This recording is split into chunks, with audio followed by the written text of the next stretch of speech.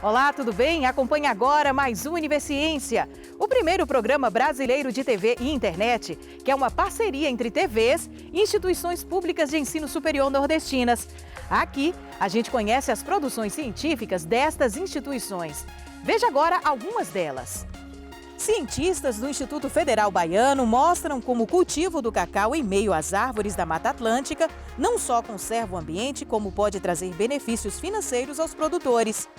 Na Universidade Federal do Ceará, pesquisadores estão usando laser para ajudar pacientes com câncer de boca. E na Universidade Estadual do Sudoeste da Bahia, um olhar especial sobre a relação médico-paciente.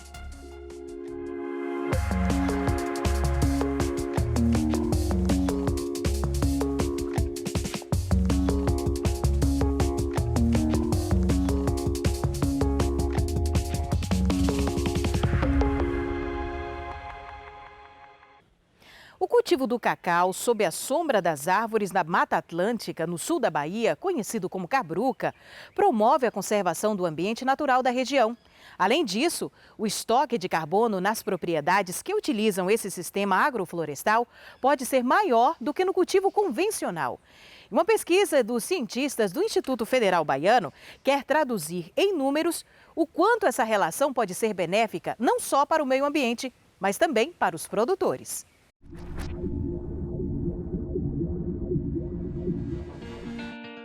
O sistema cabruca é um sistema regional na região do cacau, em que se planta o cacau embaixo da mata. Se tira o subbosque na mata, ou seja, ralear a mata, e dentro dela a gente planta o cacau. Então esse sistema existe desde o início em que se plantava cacau na região.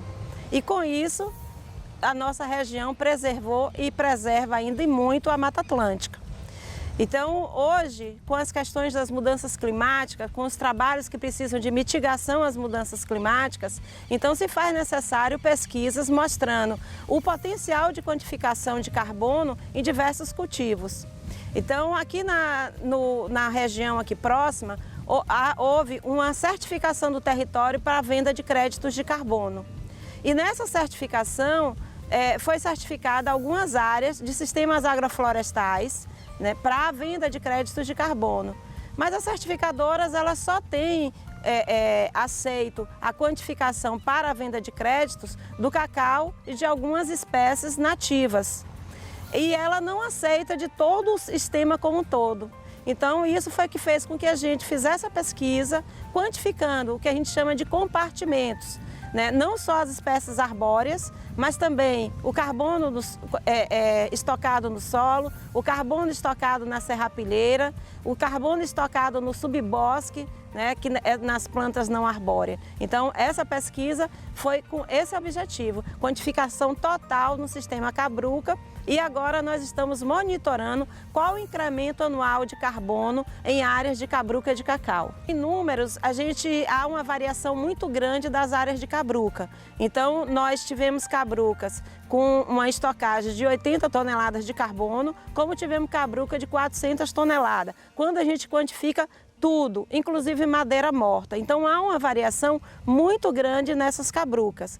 Nesse monitoramento que nós estamos fazendo de incremento, nós aumentamos outras áreas de cabruca e fizemos algumas alterações na metodologia que nós vimos necessário em questão de cabruca. O incremento, a gente vai ver de um ano para outro qual foi o incremento que teve a mais, qual foi o crescimento dessas árvores que promoveu um sequestro de mais quanto. Então, uma área em si de cabruca, ela pode ter essas quantidades de estocagem de carbono. Porque quando a gente quantifica o carbono, a floresta sequestra carbono, não é o que ela respira, é o que ela transformou em biomassa. Que aí o carbono ficou ali sequestrado, o carbono está ali estocado.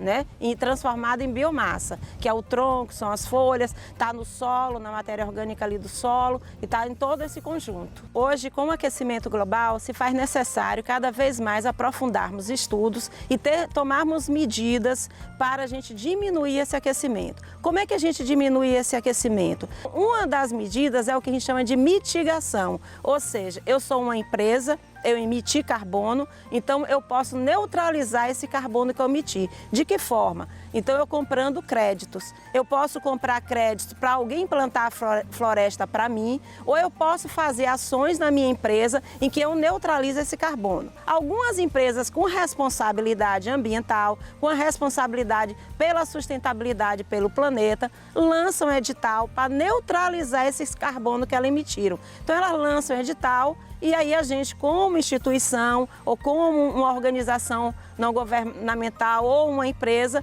a gente vai para esse edital e diz, eu tenho X toneladas para lhe vender. Aí ela vai perguntar de que forma. Então foi aí, uma dessas que eu trabalhei. O que eu acho mais importante quando a gente leva para o agricultor e ele passa a receber o que a gente chama de pagamento por serviços ambientais. Porque na hora que você vende esses créditos, é um pagamento por serviços ambientais. E na hora que um produtor passa a receber, porque ele está preservando, porque ele está cultivando de uma forma sustentável, para mim esse é o maior ganho. Porque ele vai olhar para uma árvore e ele não vai ver ali naquela árvore metros de tábua nem metros de ripão. Ele vai ver naquela árvore ali que ele conservando, ele está protegendo a natureza, ele está protegendo a vida dele, ele está de uma forma sustentável, colaborando para esse mundo aí. Porque quando a gente diz assim, salve o planeta, não é salvar o planeta, gente. Salve a espécie humana do planeta. É isso que a gente tem que dizer. Então, vender crédito, neutralizar o que você emite, você está salvando a humanidade neste planeta. Você como consumidor, eu quero neutralizar meu carbono. Hoje tem diversas instituições que fazem isso. Você chega na internet e você vai ver várias organizações não governamentais que você chega ali, você calcula o quanto você emite anual, que vai depender do seu quanto você roda de carro, de bicicleta, de avião, do seu consumo doméstico. Você tem uma calculadora, você faz seu cálculo e depois ela lhe diz, você emite 3 toneladas, 5 toneladas, plante X árvores. Ali mesmo você pode já plantar suas árvores, cada instituição tem um valor e você neutraliza seu carbono. Você está fazendo a sua parte. E veja daqui a pouco, o laser ajuda pacientes com câncer de boca que passam por quimioterapia. É depois do intervalo.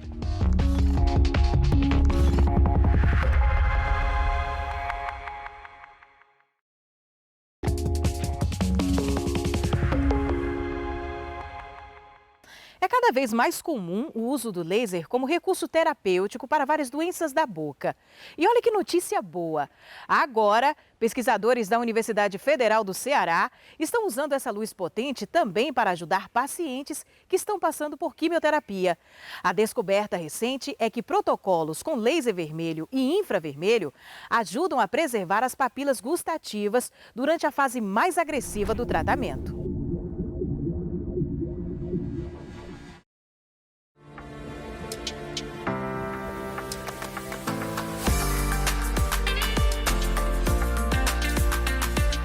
Com 32 anos foi uma surpresa bem desagradável de início. Eu descobri através de um nódulozinho, um nódulo que surgiu no meu peito. Aí eu fiz uma ultrassom, aí dessa ultrassom, um outro médico que fez a ultrassom já me encaminhou aqui para o ICC e eu já comecei o tratamento. O paciente que está em quimioterapia, ele perde o paladar por quê? Porque o quimioterápico, ele não afeta apenas o tumor, mas ele afeta qualquer tecido do corpo que tem uma alta capacidade de reprodução. A pele fica seca, o cabelo cai e o paladar é perdido por conta dos botões gustativos. O principal objetivo é você tratar o paciente para ele não perder o paladar, ou seja, ele não chegar a essa fase da digeusia, que é a modificação do paladar e ele perder esse paladar, né? Então, assim, o objetivo é a gente tratar para que isso não aconteça. Não existe ainda um tratamento, né, que você é medicamentoso,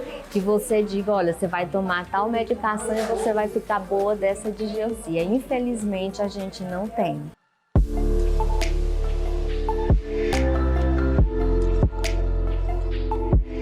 Uma das coisas que motivou o desenvolvimento dessa pesquisa foi uma parte pessoal. A mamãe, ela tinha câncer de mama e ela fazia quimioterapia e se queixava muito do paladar. A laser terapia é um recurso que há muito tempo vem sendo utilizado na odontologia. No entanto, né, dos últimos 5 anos para cá, eu posso dizer que houve assim um boom no que diz respeito mesmo à aplicabilidade da laser terapia em diversas condições na odontologia. O laser, ele é um aparelhozinho portátil, então a gente consegue levar para cada lugar. Ele é um aparelho só que ele tem uma potência fixa de 100 mW de potência. E ele tem comprimentos de ondas diferentes. Ele tem um comprimento de onda vermelho, que vai variar ali de 660 nanômetros, e um comprimento de onda infravermelho, variando de 880 nanômetros. A tecnologia do laser é uma tecnologia relativamente simples. É uma emissão de fótons de luz que os tecidos absorvem e isso estimula a sua reprodução celular. Então, se eu tenho uma ferida e eu jogo o laser em cima, aquele comprimento de onda estimula a cicatrização celular e, consequentemente, o reparo das feridas. Isso já é feito para a pele, isso já é feito para a afta.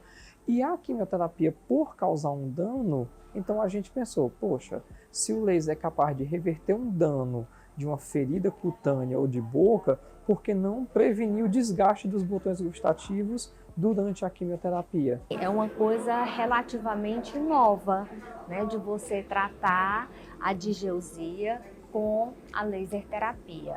Então, assim, é uma coisa que nós estamos engatinhando. Se a gente for buscar na literatura, você tem, inclusive, uma grande gama de protocolos diferentes, porque a gente não sabe ainda, na realidade, qual o melhor protocolo, né, para o tratamento desta condição. O paciente ele começa a perder peso ou devido à falta de ingesta de alimento ou devido a vômito, náusea e diarreia. E aí, quando o paciente ele perde muito peso e ele baixa para determinados níveis, o oncologista tem de diminuir a dose do quimioterápico ou até suspender o tratamento.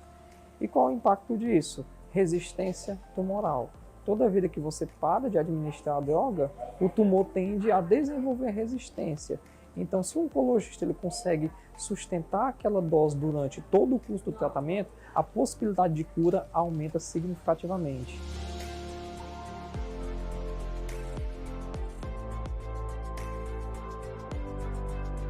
A gente totalizou 135 pacientes com câncer de mama, sendo acompanhados durante 6 meses. Nós tivemos 2 grandes grupos. Como não existe tratamento para essa condição, a perda de paladar após químio, então nós tivemos um grupo com e um grupo sem laser. E o grupo com laser, a gente conseguiu sustentar o paladar durante toda a quimioterapia e manter e até aumentar o peso do paciente durante a químio. Enquanto os grupos tratados sem o laser, né, foi só simulada a aplicação de laser, o peso dos pacientes e o paladar ele foi diminuindo em até 20%, o que é uma perda de peso muito grande. Como a gente descobriu que o laser era assim eficaz e era capaz de prevenir a diseugia, a gente começou a estudar protocolos de laser terapias diferentes. Então, hoje em dia, a gente utiliza 3 protocolos. O protocolo padrão, que foi executado no mestrado, e mais 2 outros estudos com comprimentos de onda de laser diferente. Eu nunca perdi o paladar não, por causa justamente do laser. Sentia todos direitinho todos os sabores. Eu conversei com algumas amigas minhas que não fizeram esse tratamento com laser, que tiveram várias aftas na boca, tiveram também perda de paladar, não conseguiam comer, tiveram pouca salivação e tudo. Então esse trabalho das meninas, da doutora Cássia, é muito importante assim, pra gente lá. A gente conseguiu ali dar uma condição nutricional para essas pacientes melhor. E o que a gente quer descobrir é qual que é o laser que vai ter a maior eficácia com menor tempo clínico, elevando o custo-benefício para o paciente, né, dando um custo igual ao protocolo que a gente desenvolveu e com um tempo clínico mais rápido. E acaba que leva à necessidade de outros estudos, principalmente estudos laboratoriais, para a gente entender qual o mecanismo real de ação da diseugia que até então não é conhecido na literatura.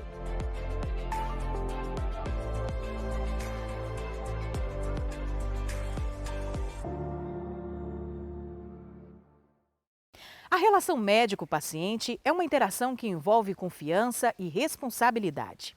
Ela é marcada pelos compromissos e deveres de ambos e está longe de ser um contato frio.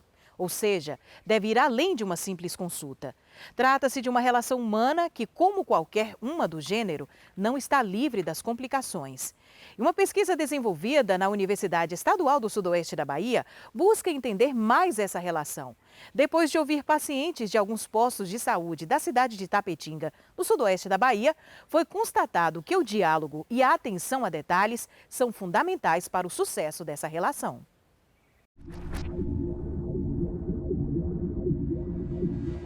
Sempre ouvi relatos de pessoas que iam buscar auxílio em unidades de saúde, pessoas próximas, amigos, vizinhos, e sempre relataram que o médico ele não dava o mínimo de atenção ao usuário.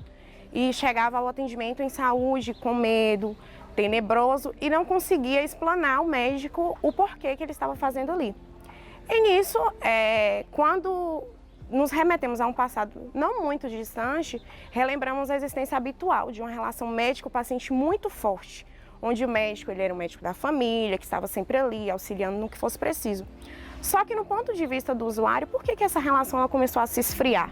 E nisso eu tentei buscar o ponto-chave para que essa relação ela seja feita de maneira positiva. E aí eu me perguntei, será que a culpa é apenas do profissional médico, que não consegue criar um ambiente propício para uma anamnese, que é uma conversa com o seu paciente sobre o que o levou a buscar ajuda, o quanto aquele momento é importante para ele, ou do paciente que já chega nervoso, com medo do diagnóstico médico e não consegue explanar o que ele está fazendo ali naquele momento. E aí nisso, o objetivo da minha pesquisa foi investigar junto aos usuários do sistema público como é que essa relação médico-paciente está sendo desenvolvida nesses 3 PSFs do município de Tapetinga, Bahia. A ideia de Daniele, de a gente trabalhar nesse sentido, caiu como uma luva na nossa proposta aqui de trabalho, que era uma forma da gente descobrir de que forma essa relação médico e paciente estava acontecendo e, além disso, começar a discutir, começar a pensar sobre o que a gente poderia fazer, eu digo a universidade, junto com a administração pública, e aí a Secretaria de Saúde sempre esteve de portas abertas para a universidade desenvolver esse tipo de trabalho, para de que forma a gente pudesse contribuir para a melhoria nesse atendimento. Primeiro eu fiz uma busca ativa pelo município a fim de descobrir a quantidade de PSFs que o município dispõe, sendo 16 aqui, e um em Bandeira do Colônia e outro em Palmares. E nisso eu escolhi 3 PSFs, onde é composto pela maior quantidade de usuários. E dentre esses 3, observou-se que o quantitativo de pessoas do sexo feminino foram bem maior, sobressaíram os do sexo masculino, e a faixa máxima que procuraram atendimento foi entre 29 e 39 anos. E também houve algumas perguntas sobre a avaliação e explicação do médico ao paciente. E uma dessas, dos questionários, a avaliação do atendimento médico com seu paciente, 47 usuários relataram que foi boa, somente 7 foi péssima.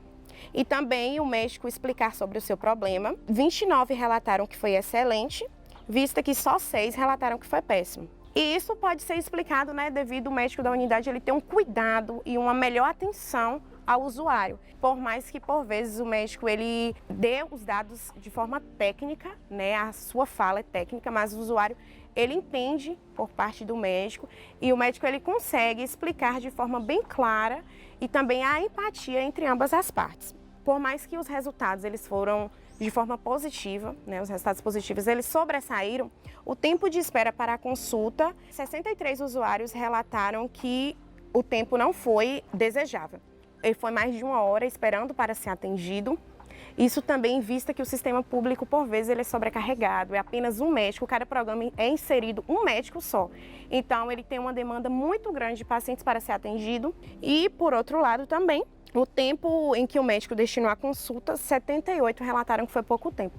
Alguns relataram que foram 2 minutos, menos de 20 minutos. Então, para que você entenda o paciente e o seu entorno, questões sociais, mentais, você precisa conversar com o seu paciente, entender o porquê ele está ali, Então, a comunicação é um fator-chave para que essa relação ela seja sempre desenvolvida de maneira positiva. Esse vínculo, então, da pesquisa da aluna Daniele, entre o médico e o paciente ser positivo, isso nos traz uma certa satisfação, né? Mas, ao mesmo tempo, a gente sabe das melhorias necessárias. Como a gente já diz, a atenção primária é ela quem absorve esse primeiro momento do paciente. Então, é ela quem identifica quais são as necessidades desse paciente para, então, encaminhar para as médias e altas complexidades. A intenção não é parar, né? nem nessa linha de pesquisa, né? Nessa relação médico-paciente, ou no acompanhamento após isso, ou em outros setores da saúde, como em outras linhas também.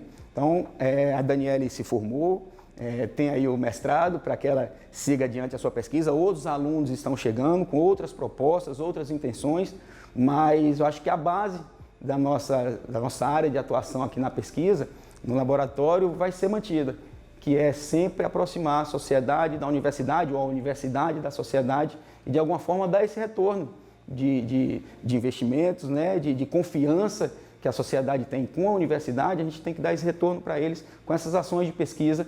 Sempre que possível, nós vamos atrelar ao serviço público, ao atendimento municipal aqui ou da região, para que a nossa pesquisa não fique em um estante, né, de uma biblioteca ou nas bases digitais. A gente quer que esses resultados sejam trabalhados o quanto antes e consiga fazer a diferença o quanto antes a curto prazo aqui no nosso entorno. A seguir, um aplicativo direcionado aos autistas melhora a relação entre pais e filhos. É depois do intervalo.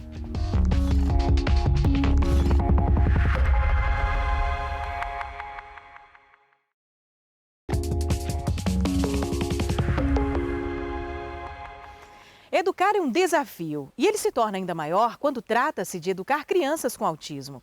Isso porque não existem muitas pesquisas sobre o assunto. E por esse motivo, estudantes da Universidade Federal de Pernambuco criaram um aplicativo que facilita a programação das atividades diárias de crianças com autismo e favorece o relacionamento entre pais e filhos. É o que a gente vai conferir agora.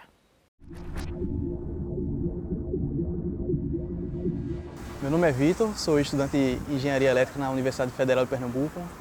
Eu sou um dos fundadores do aplicativo Alltime, aplicativo feito para auxiliar crianças autistas na sua rotina, no seu dia a dia. Esse aplicativo começou quando eu, Dudu, Matheus e Hélio nos conhecemos no projeto Apple Developer Academy, um projeto de extensão da universidade em parceria com a Apple.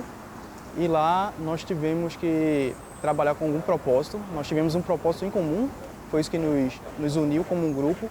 A gente estava pensando em trabalhar com acessibilidade para pessoas neurotípicas e acabamos escolhendo um nicho mais específico de crianças autistas. A ideia inicial era mais abrangente, era trabalhar com acessibilidade para pessoas neurotípicas. E tanto eu como o Dudu temos familiares. Eu tenho uma prima com autismo e o Dudu tem um primo com autismo. A maior motivação da gente para trabalhar com autismo, inicialmente, foi a história dos nossos primos, né? No meu caso, eu tenho o João, que é um primo que a gente tem um contato muito grande desde que ele era muito criança. E foi justamente nesse contato que a gente começou a criar uma relação muito forte. Apesar de João, desde muito cedo, já apresentava traços como os do autismo, né? Que é a dificuldade de olhar nos olhos, a dificuldade de comunicação, movimentos muito repetidos. Então, foram dores e necessidades do dia a dia dessas crianças que a gente sentia na nossa própria família e foi daí que a gente pensou em trabalhar justamente nessa área. E a partir disso, a gente começou a criar realmente um nível muito grande de intimidade e que realmente é uma pessoa que eu tenho muito próximo da minha família. E acabei acompanhando essa evolução, que foi a questão dos pais deles começarem a descobrir a questão do autismo, né? Procurar tratamento, procurar especialistas. E isso foi algo que me sensibilizou muito dentro dessa questão, porque me veio essa motivação maior de querer ajudar o João. Então acho que nasceu muito dessa questão de amor, sabe? Da gente olhar para as famílias da gente, olhar para como a gente poderia usar um projeto da universidade para melhorar a vida de pessoas que estavam próximas da gente também, sabe? O aplicativo é dividido em duas partes.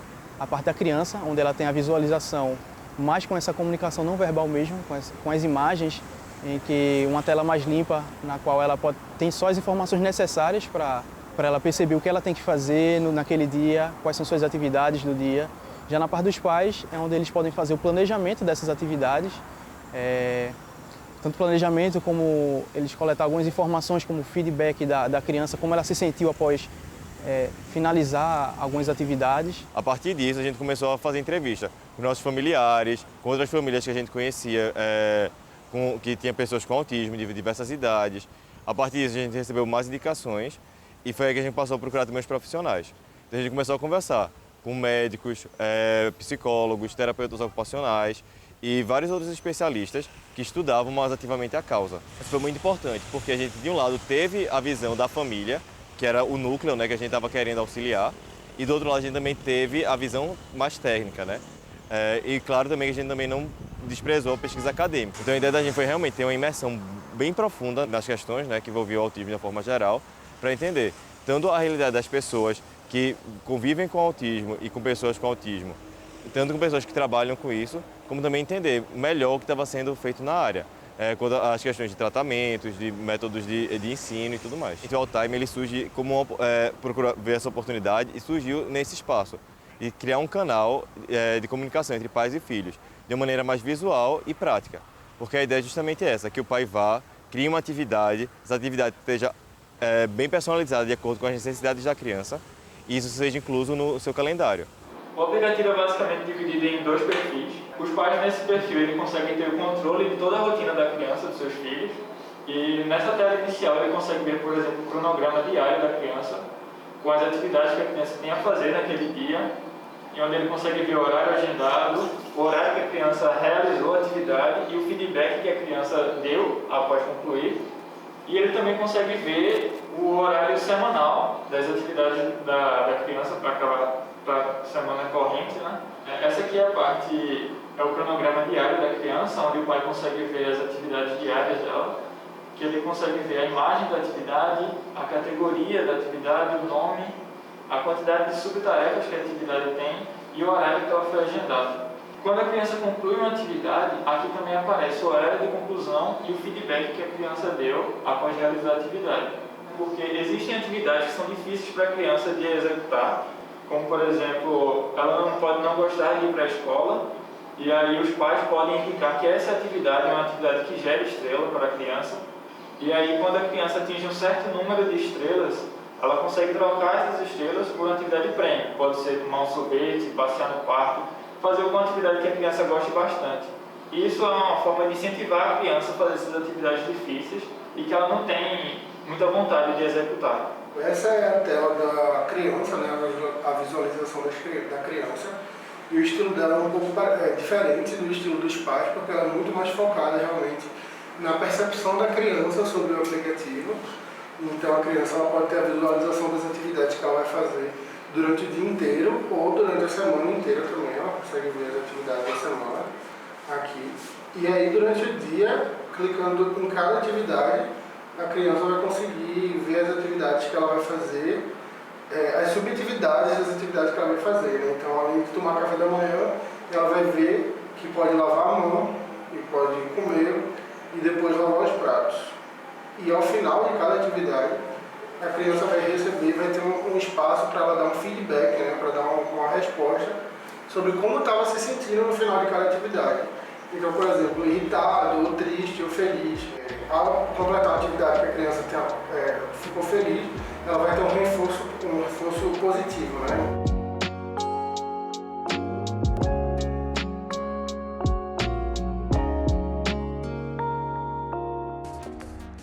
E você já sabe, se tem alguma dúvida ou sugestão, envia para o nosso e-mail universiencia@uesb.edu.br que a gente explica por aqui num outro programa. Tchau, tchau e até breve!